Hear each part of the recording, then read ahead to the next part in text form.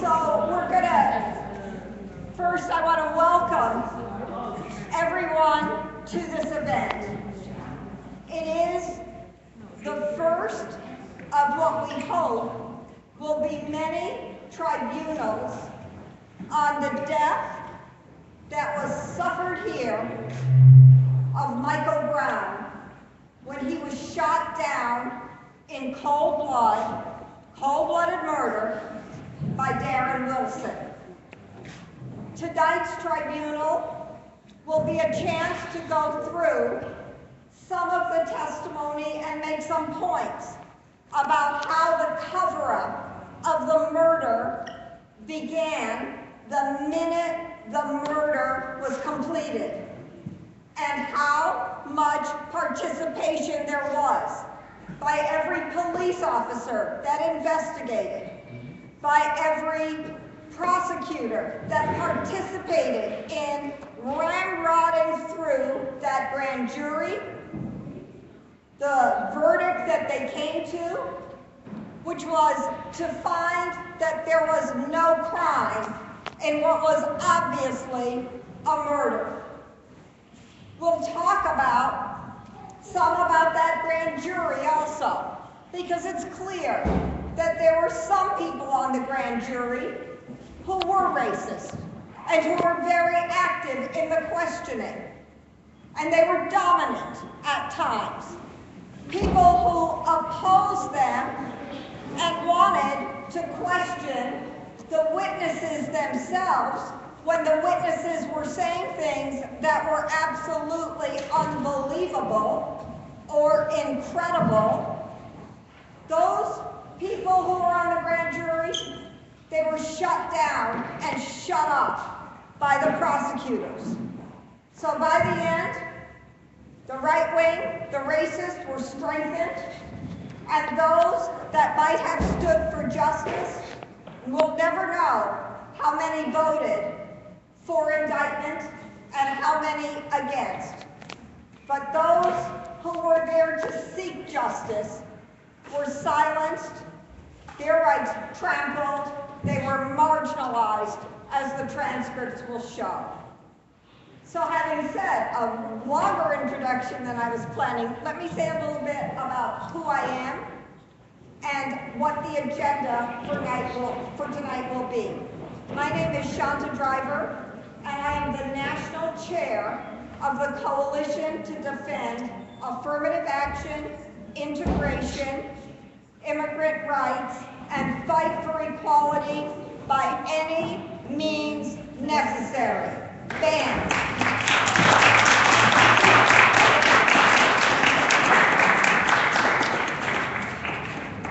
We have been organizing a new civil rights movement and immigrant rights movement since the time of our inception in 1995. We have seen so many developments of the movement. We saw in 2003, 50,000 young people come out and march in Washington to defend affirmative action and Brown versus Board of Education, school integration and equality in America. And we went to a very conservative Supreme Court and won a decision that maintained affirmative action for at least a period of time. And that decision still stands, though the court, which is a racist court, an openly racist court that I had the privilege of arguing in front of last October for the new movement, that court wants no part of equality or justice in America. And in 2006, we saw the birth of a mass, militant immigrant rights movement that swept across America and that brought hundreds of thousands, indeed in some cities, millions of people out in the street. Those demonstrations, those marches against a policy being pressed by George Bush led to the first defeat the Bush administration ever suffered, and the slogan of those demonstrations, Si se puede, yes we can, became the rallying cry of the first campaign of President Obama. And we, some of us never thought we would see it happen, witnessed America, inspired by a movement, move away from its racism at least for a minute and elect the first black president of the United States. Few of us thought we'd see that day because we didn't know whether we would be able to crack that shell of racism so deeply so as to produce that result. But that was the strength of the movement.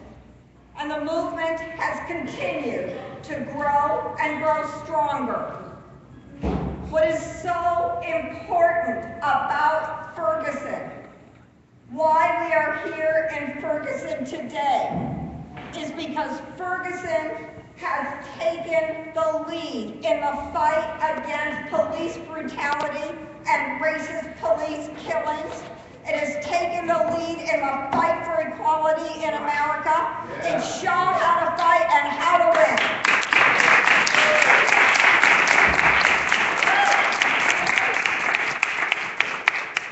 And so we are honored to be here today. I think if you had asked people on August 1st, a week before Darren Wilson murdered Michael Brown, where is Ferguson, Missouri, and what is it known for? Most people would have had few words to answer that question. But a month later, not just America, but people all over the world knew Ferguson. People saw the resistance night after night of people to police terror in the neighborhood that Michael Brown was killed in. And I'm hoping tonight some people will talk about what happened at Canfield and at those apartments after Michael Brown's death. But suffice it to say this: after Michael Brown was killed, when people came out to demonstrate, they didn't think that they were going to be in a battle with the police. But when the police approached that demonstration in full riot gear, armed to the teeth, with guns to shoot canisters of tear gas, and with rubber bullets ready to be leveled against the crowd, fully armed and fully protected, those police attacked the people of Ferguson because a few children threw some empty pop bottles their way. Something they couldn't possibly even feel, given how decked out they were. And then it was up to the people of Ferguson to decide, are we going to roll over and allow ourselves to become the second, third, fourth, fifth Michael Brown? Or are we going to hold our ground and do what Michael could not do because he was unarmed, because he was alone, because he had no place to go to protect himself, and because he was asking, he was surrendering at the moment that that police officer shot him down with bullet after bullet after bullet in rapid succession. 2 in the head, 1 in the chest. He was falling over. So the autopsy report said he was crumbling on the ground. He couldn't protect himself, but that crowd could protect each other. And they did. And that neighborhood stood shoulder to shoulder, young and old. That neighborhood was prepared night after night to make clear, no, you're not going to intimidate us and force us any longer to accept police brutality and murder in our community. And I've said this before, but this time I feel like I can say it with the greatest force ever. Michael Brown was not the first young man to be gunned down by a racist killer police officer. But this, I can say, if the movement continues to build, we can make him the last young person who is gunned down without an uprising of the people. We can.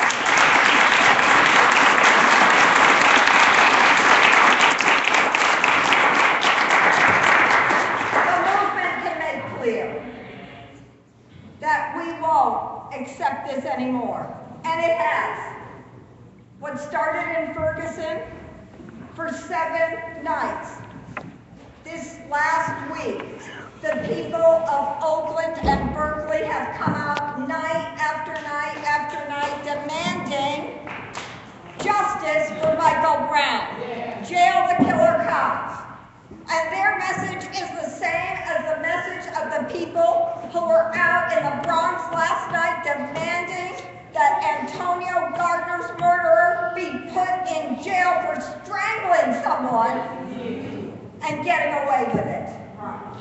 Well, there are many lessons we can draw. There are many lessons about how to fight, and there's also lessons about what to fight for. Because in this period of time, when there is so many people who are facing police brutality, and the truth of the matter is the rich and powerful people of this nation have no answer to the growing poverty and inequality and the rise of racism in this society. And so instead of creating jobs, making it possible for people to get a good education, giving people hope.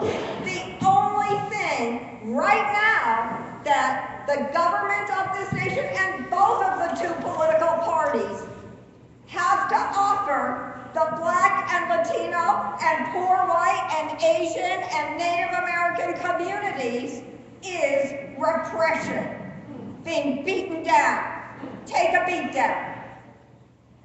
And the new movement has to fight, not only to stop the beatdown, but to fight for the positive programs and conclusions that we have drawn about what needs to happen. In this area, in Ferguson, I'll say just a few more things and then turn to talking about Michael himself. In this area, there was at one time a school desegregation plan. And it was a county plan. There's a county plan that was developed in the 1970s that said, you know what? When some black children went to court with the backing of the civil rights movement and said, you know why there are 90 different little communities in this county? It's so that district lines can be drawn in the most peculiar ways to enforce school segregation and to keep people divided and apart. And those young people won a busing program. And they won a program not just for the county, but that combined students from the county with students from the city. And that busing plan was dismantled, not because there was white opposition to it, but because a political decision was made in 2008, 2009, and 2010 to end that program. And once that program was ended, all of the inequality, all of the problems of police brutality grew worse. All the segregation became more intense. And I have been trying to figure out, since I got here, how anyone is assigned to which school. But to be in Canfield and to be told that the students there don't get to go to McClure North or McClure South, which is in Ferguson, in their own district, but are shipped out to schools all over the place, that they have to be out at 6:30 in the morning to catch a bus to go to a less good school that is in some other district and completely segregated. No, that is an outrage. And we know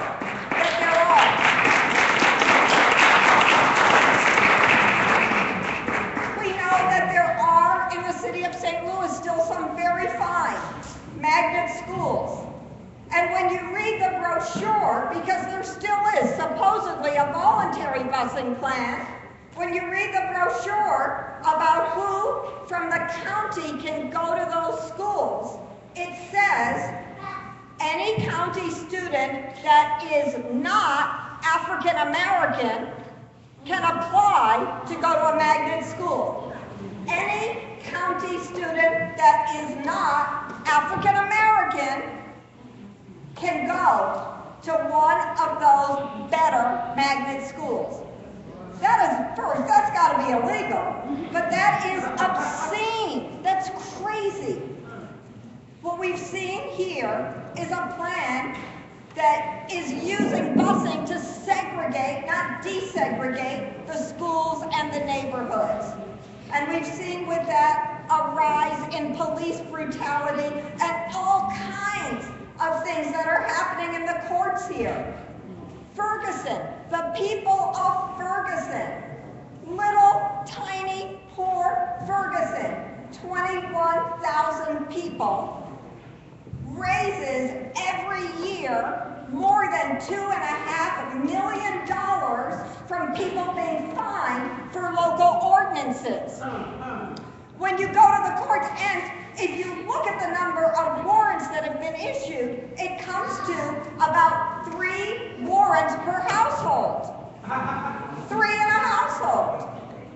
And if you're wondering what happens if you get one of these completely bogus tickets about nothing, well, if you look on the ticket and you say, I've got to go to court because I don't want one of those warrants on me, and you see that the time that you're supposed to be there is 9 o'clock, there are people who work in the courts that say the judges start court at 8:30 so that they can put a bench warrant out on you, even though you came on time if you came at 9.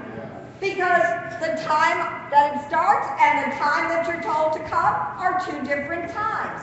And oh yes, by the way, the judge who handles the cases here and the whole court system that meets about 3 times a month for about 3 hours a day, and in those 3 hours says it processes 1,500 cases. That whole system costs hundreds of thousands of dollars. And the prosecutor in one place, like Ferguson, can be the judge in the next place, like Clayton. What? And the judge in the next city over can be the prosecutor here. So you can make a very good living on racist courts and jurisprudence in this area. And of course, that gives the police the money. All that money that is raised goes into the police force, buying more guns, buying some tanks, buying some tear gas. And the police feel right now that they can stop anyone on the street for anything, and put them away. This is a situation that is worse in many ways than the old Jim Crow. This is the new Jim Crow. And it is a system of systematic racism and inequality that has to be stopped. We will be taking votes at the end of this tribunal. And I want to say, as we start, that I will be asking the people who are a part of this tribunal to vote to indict Darren Wilson for first-degree murder.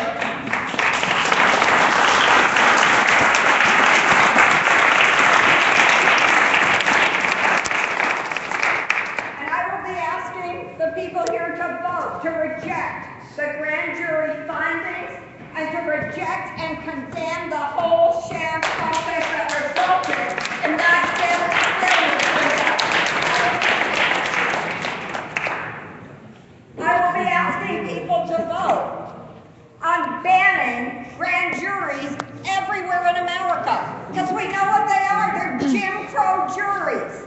They are creations of the prosecutor that are not independent. And if they can't see fit to indict Darren Wilson or the cop that strangled Antonio Gardner, then they are of no use. They're just a way for prosecutors to act like they have public sanction for dropping or covering up or hiding the crimes of their police.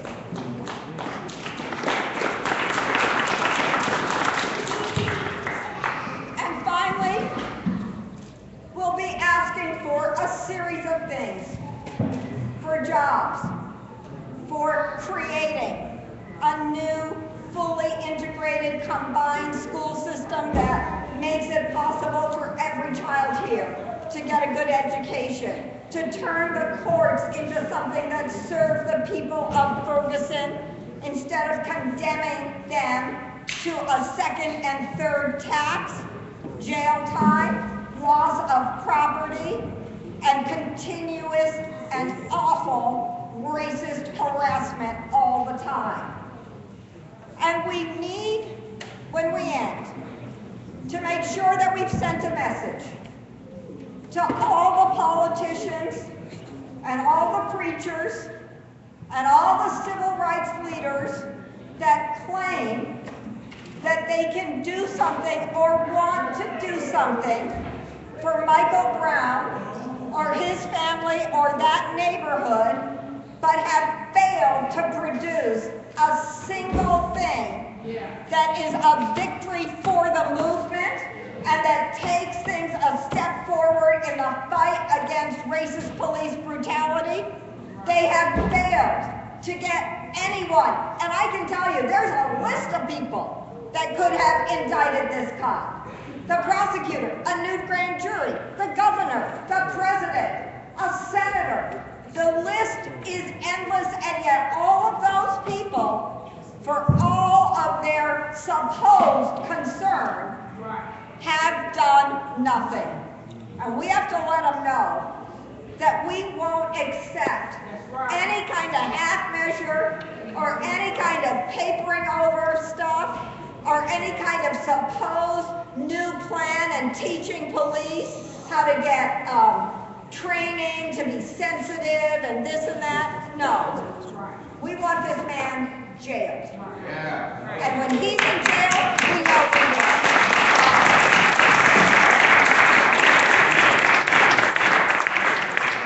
So I want to start by saying that tonight I hope we can do two things. And the first one is very important. It's to talk about who the real Michael Brown was. Because Michael Brown has been slandered. Michael Brown has been demonized. He's been made to seem like a villain by the media, by the prosecutor, by the police, by the lieutenant governor of this state, and by all of those people who say that they're defending Michael Brown, but of course something needed to happen to him.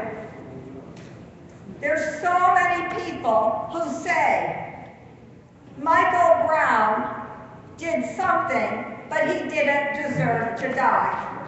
The truth of the matter is, Michael Brown did nothing. He did nothing. When Darren Wilson approached him, he only approached him to harass him. There was no traffic. There was no violation of jaywalking. There was nothing. He was walking up the road. His friend was going to go one way. He was going to go the other way when they got to their apartments, and that cost him his life. That is nothing. And nobody should have to be slandered or belittled or made to, or no family and no resident of this city should feel like they have to apologize or feel defensive or say he wasn't perfect, because none, that's the point. The point is, he did nothing. And you know what the definition of first-degree murder is? It's that you form intent to kill. And when Darren Wilson got out of that plane, out of that truck, he was planning to kill him. Nothing else was in his mind. He was planning to kill him. And probably Darren Wilson had been thinking for some time that he was going to kill some black kid that got in the way and that riled him. And so on that day, it was Michael. But it would have been somebody else. And it was for nothing. So I want to start by talking about who Michael was, and I want to invite the people who knew him, the people who know about him, to please come up and speak. Because you can say better in your own words than anything that I can say about Michael.